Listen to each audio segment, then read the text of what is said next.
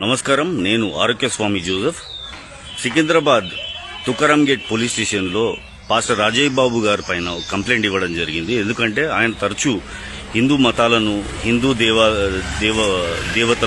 దేవదేవతలను ఇంకా హిందూ గ్రంథాలను తప్పుదారు పట్టిస్తూ ఎప్పుడు హిందూ మతం పైన విషం చిమ్మే అతన్ని కొత్తగా అతను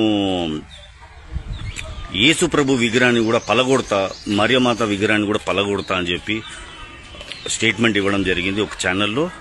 దాంతోపాటు అతను పాస్టర్ ప్రవీణ్ పగడాల గారు ఎవరైతే మరణించారో ఆ మరణాన్ని ఓ మర్డర్గా చిత్రీకరించి ఇది ఘటన కాదు, ఇది మర్డర్ అని చెప్పి అక్కడ వెళ్లి సిబ్బందులను చాలా హడావుడి చేసి పక్కదోవ పట్టించారు.